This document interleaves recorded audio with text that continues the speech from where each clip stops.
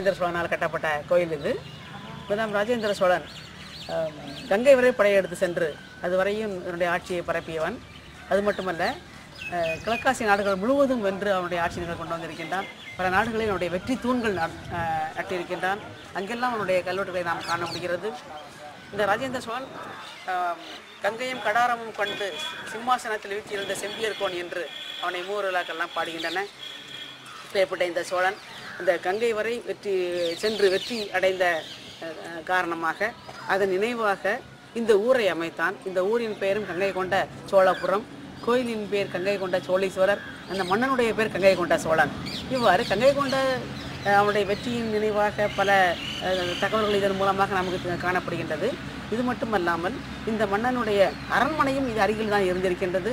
அதையும் தொல்பொருள் ஆய்வுத்துறை பல்வேறு காலகட்டங்களில் அகழ்வாய்வு செய்து அதை வெளிக்கொண்டு பல்வேறு காலகட்டங்களில் அகழ்வாய்வு செய்து இங்கு இருந்த அரண்மனையை வெளிக்கொண்டு வந்திருக்கின்றது. அங்கு ஏராளமான கலைப்பொருட்கள் கிடைத்திருக்கின்றன. பீங்கான் ஓடுகள், வளையல்கள் போன்ற ஏராளமான கலைப்பொருட்கள், அது மட்டுமல்லாமல் கலிங்கத்திலிருந்து கொண்டு வந்த சிற்பங்கள் போன்ற ஏராளமான சிற்பங்கள் இங்கே கண்டெடுக்கப்பட்டு இங்கே காட்சி இந்த கோயில் கட்டட கலையை பொறுத்தவரையில் அதனுடைய அமைப்பு தோற்றம் இருக்கின்ற பொழுது ஒரு சின்ன வித்தியாசம் தெரியும். இது கொஞ்சம் அதோடைய அந்த அமைப்பு முறை அதை விட கொஞ்சம் அகலமாக காணப்படுவதால் அது வேறு இது வேறு. தஞ்சை பிரகதீஸ்வரர் கோயில் அமைப்போட இது சற்று வித்தியாசமாக காணப்படுவதால் தோற்றமளிக்கும். அதை தவிர வேற எந்த முக்கியமான ஒரு இதையும் அவன் சொல்ல முடியாது. சிற்பக்கலை என்று சொல்கின்ற பொழுது அங்கு எல்லாமே அவனுடைய மும்முடி சோழன், ராஜராஜ சோழன் பெரிய மும்முடி சோழன் என்ற பெயர் அவனுக்கு காணப்படுவதால் 3 உலகங்களையும் வென்றவன் சிவபெருமான். ஸோ அதனால் அவனுக்கு இந்த முதலாம் ராஜராஜ சோழனும் பல நாடுகளை வென்று அவன் மும்முடி சோழன் என்று பெயர் பெற்றவன். அதனால் சிவபெருமானை பல்வேறு கோலங்களில் மும்முடி சோழன் என்ற இவனுடைய சோழன் இந்த முப்புறங்களையும் அளித்த சிவபெருமானுக்கு சிற்பத்திலும் சரி, ஓவியத்திலும் சரி, அந்த செப்பு திருமேனிகளிலும் சரி, அவனுடைய சிவபெருமானுடைய அந்த போர்க்கலை திறனை காட்டுகின்ற பல்வேறு காட்சிகள் அங்கே அமைக்கப்பட்டிருக்கும். ஆனால் இங்கு வேறு மாதிரியான சிலைகள் இங்கு காணப்பட்டிருக்கும். எல்லா கோயில்களிலும் இருப்பது போலவே இங்கும் தெற்கு புறத்திலே தட்சிணாமூர்த்தி சிலையும் மிக அழகான, உலகத்திலேயே மிக அழகான ஒரு நடராஜர் ஒரு சிலையை நாம் இந்த கோயிலின் கருவறையில் தெற்கு புறத்திலே நாம் பார்க்கலாம். மேற்கு புறத்திலே அதே மாதிரியான கௌரி பிரசாத மூர்த்தி, வடக்கு பக்கத்திலே சண்டேஸ்வர அனுகிரக மூர்த்தி போன்ற பலவேறு அரிய சிற்பங்கள், தஞ்சாவூரிலே காணப்படாத மிக அரிய சிற்பங்கள் எல்லாம் இங்கே காணலாம். இந்த சிற்பங்கள் உலகத்தரம் வாய்ந்தவை, உலக புகழ் பெற்றவை என்று பலராலும் போற்றப்பட்ட சிற்பங்களை நாம் இங்கு காணலாம். கல்வெட்டை பொறுத்தவரையில் இங்கே கல்வெட்டுகள் மிக மிக மிக மிக குறைவு. இங்கே காணப்படுகின்ற ஒரே கல்வெட்டு ராஜாஜி சோழனுடைய கல்வெட்டு. முதலாம் ராஜராஜ கல்வெட்டு மட்டும்தான் இங்கே காணப்படுகிறது. ஆனால் இந்த கோயிலை கட்டிய முதலாம் ராஜேந்திர சோழனுடைய கல்வெட்டு இங்கே காணப்படவில்லை. இந்த கோயிலை அவன்தான் கட்டினான் என்ற தகவல் எல்லாம் நாம் பிற செப்பேடுகள் மூலமாகவும் பிற கல்வெட்டுகள் மூலமாகவும் தான் காண முடிகிறதே தவிர இந்த கோயிலே அந்த கல்வெட்டு காணப்படவில்லை. முதலாம் ராஜாதிராஜனுடைய கல்வெட்டு மட்டும்தான் இங்கே காணப்படுகிறது. அதுபோல் சிற்பக்கலையில் மிகச்சிறந்த ஒரு சூரியனுடைய சிற்பம் வடநாட்டிலிருந்து கொண்டு வந்து இங்கே வைத்திருக்கின்ற ஒரு சூரியன் பேரை இழுத்து செல்கின்ற ஒரு அழகான ஒரு சிறிய சிற்பம் ஒன்று காணப்படுகிறது.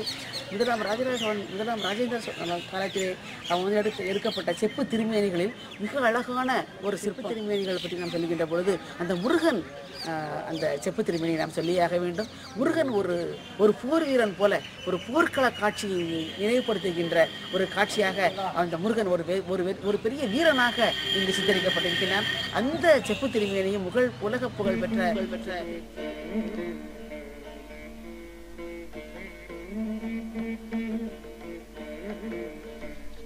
திருச்சி மாவட்டத்தில் கும்பகோணத்திலிருந்து 27 கிலோமீட்டர் தொலைவில் கங்கை கொண்ட சோழபுரம் உள்ளது. தஞ்சையில் பிரகதீஸ்வரர் ஆலயத்தை கட்டி சீரும் சிறப்புமாக ஆட்சி புரிந்தவர் ராஜராஜ சோழன். ராஜராஜ சோழனின் மகன் முதலாம் ராஜேந்திர சோழன் ஆவார். இவரது ஆட்சி காலம் கிபி 1012 முதல் 1014 வரை ஆகும். ராஜேந்திர சோழர் தம் தந்தையைப் போல் ஒரு சிவபக்தராக விளங்கினார். தம் தந்தை அமைத்த பிரகதீஸ்வரர் ஆலயம் புகழுடன் விளங்கினாலும் தம் புதிய தலைநகருக்கு ஒரு சிவாலயம் ஏற்படுத்த வேண்டும் என்ற ஆர்வத்தினாலும் சிவன் மீது கொண்ட பக்தியினாலும் தம் புதிய தலைநகரத்தில் ஒரு சிவாலயத்தை எழுப்பினார். இக்கோயிலின் விமானம், அகமண்டபம், முகமண்டபம், அம்மன் கோயில், திருச்சுற்று மாளிகை, திருமதில், கோபுரங்கள் முதலிய அங்கங்கள் உள்ளிட்டு யாவும் ஒரே காலத்தில் கட்டப்பட்ட சிறப்பினை கங்கை கொண்ட சோழீஸ்வரம் கோயில் கொண்டுள்ளது. கோவிலின் கட்டடப் பகுதிகள் யாவும் கருங்கல்லிலால் ஆனவை. போக்குவரவு வசதி இல்லாத கிபி 11ஆம் நூற்றாண்டில் வெகு தூரத்திலிருந்து பல டன் எடையுள்ள கருங்கற்களை கொண்டு வந்து ஒரு பெரிய கற்கோவிலை அமைத்திருப்பதை யாரும் பாராட்டாமல் இருக்க முடியாது. கங்கை கொண்ட சோழபுரத்தில் உள்ள சிவாலயமும் தஞ்சாவூரில் உள்ள சிவாலயமும் கட்டட மற்றும் சிற்பக்கலையில் பல அம்சங்களில் ஒன்று போல் இருக்கின்றன. கங்கை கொண்ட சோழபுர கோவில் தஞ்சை கோவிலை போல் உயரமான அதிட்டான மேடை மீது ஏற்றி கட்டப்பட்டுள்ளது. இருப்பினும் இக்கோவிலின் அதிட்டான மேடை கட்டடக்கலையில் தஞ்சை கோவிலையும் விஞ்சும் அளவில் உள்ளது. தஞ்சை பெரிய கோவிலைப் போல கங்கை கொண்ட சோழபுர கோவிலும் சிறப்புமிக்க விமானத்தை பெற்றுள்ளது. தஞ்சை விமானத்தைப் போல் இவ்விமானமும் கவர்ச்சி மிக்கது. மூலவருக்கு மேலுள்ள விமானத்தின் கட்டுக்கோப்பு தஞ்சையைப் போல் அடிமுதல் ஸ்தூபி வரை கருங்கல்லால் ஆகியது. விமானத்தின் சுவர்களில் உள்ள தேவ கோட்டங்களில் உயிர் சிற்பங்களாக காட்சியளிக்கும் பல தெய்வங்களின் சிற்பங்கள் உள்ளன. தெற்கு சுவரில் நர்த்தன விநாயகர், அர்த்தநாரீஸ்வரர், தட்சிணாமூர்த்தி, ஹரிஹரன், நடராசர் ஆகிய திருவுருவங்கள் உள்ளன. மேற்கு சுவரில் கங்காதரர், லிங்கோத்பவர், உபயதேவிகளுடன் கூடிய திருமால், தேவேந்திரன், உமாமகேஸ்வரர் ஆகிய திருவுருவங்கள் உள்ளன. வடக்கு சுவரில் காலசம்காரர், விஷ்ணு, துர்கை, பிரம்மன், பைரவர், காமதகனமூர்த்தி ஆகிய திருவுருவங்கள் உள்ளன. கிழக்கு சுவர்களில் சண்டேச அனுக்கிரகமூர்த்தி, ஞான சரஸ்வதி, விக்ஷாடனர், கஜலட்சுமி ஆகிய திருவுருவங்கள் உள்ளன. இச்சிற்பங்கள் யாவும் சோழர் கால சிற்பிகள் உன்னத படைப்புகள் ஆகும். சண்டேச அனுக்கிரகமூர்த்தியின் சிற்பம் அதிக சிறப்புடையதாக கருதப்படுகின்றது. இச்சிற்பமும் இதர சில சிற்பமும் தொல்பொருள் ஆய்வுத்துறையின் பணியினால் புதியன போல் காட்சியளிக்கின்றன. துவாரபாலகர்கள் இக்கோவிலின் மற்றுமொரு சிறப்புமிக்க அம்சமாகும். கிழக்கு, தெற்கு, வடக்கு வாயில்களிலும் கோயில்களிலும் 10 துவாரபாலகர்கள் சிற்பங்கள் உள்ளன.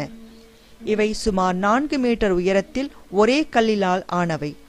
இத்துவாரபாலகர் சிலைகள் கோவிலில் கம்பீரமாக தோற்றமளிக்கின்றன. கோவிலின் வாயிலை அடுத்து வலப்புறத்தில் உள்ள நவக்கிரக சிலை புகழ்மிக்கதாகும்.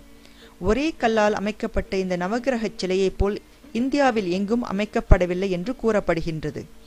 நவக்கிரகம் உள்ள மகாமண்டபத்தில் மேலும் பல அரிய சிற்பங்கள் உள்ளன. கர்ப்பகிரகத்தில் உள்ள லிங்கம் இக்கோவிலின் மிக முக்கியமான அம்சமாகும். மூலலிங்கம் மிகப்பெரிய வடிவம் உள்ளது. ஒரே கல்லால் ஆனது. தஞ்சை கோவிலில் உள்ள லிங்கத்தை விட சற்று பெரியது. இந்த லிங்கம் உலகிலேயே பெரியது என்று கூறப்படுகின்றது. பகலில் எந்தவித மின்விளக்கு சாதனமும் இல்லாத இருட்டான சூழ்நிலையில் கருவறையில் உள்ள லிங்கத்தின் மீது மட்டும் சூரிய ஒளி பிரதிபலிப்பது ஏற்படுவது வினோதமாக உள்ளது. கோவிலில் உள்ள செப்பு திருமேனிகள் சிறப்புமிக்கவை. இவற்றுள் குறிப்பிடத்தக்கது சோமாஸ்கந்தர் சிலையும் சுப்பிரமணியரது சிலையும் ஆகும். இவை சோழர் காலத்து வார்ப்பு கலை திறனை காட்டுகின்றன. சிங்கக்கிணறு இக்கோவிலின் மற்றுமொரு சிறப்பு ஆகும். ராஜேந்திர சோழன் தனது வட இந்திய படையெடுப்பின் போது கொண்டு வந்த கங்கை நீரின் ஒரு பகுதியை இக்கிணற்றில் ஊற்றினார் என்று கூறப்படுகின்றது. இக்கிணற்றின் நீர் இன்றும் பயன்படும் நிலையில் உள்ளது. கோவிலை சுற்றியுள்ள பிரகாரத்தில் உத்தர கைலாச அம்மன் கோயில், சண்டிகேஸ்வரர் கோயில், தட்சிண கைலாசம், மகிஷாசுர மர்தினி கோயில் ஆகியவை உள்ளன. கங்கை கொண்ட சோழபுர கோவில் தமிழ் மக்கள் பண்பாட்டின் பெருமையை கூறும் ஒரு உன்னத சின்னமாகும். இக்கோயில் முதலாம் ராஜேந்திர சோழன் நமக்கு விட்டுச் சென்றுள்ள தலைச்சிறந்த மரபுரிமை செல்வமாகும். தஞ்சை சோழர்கள் ஆட்சிக்காலம் தமிழக கோயில் வரலாற்றில் பொற்காலம் என்பதை உலகிற்கு காட்டும் கலைக்கோவிலாகும் இது.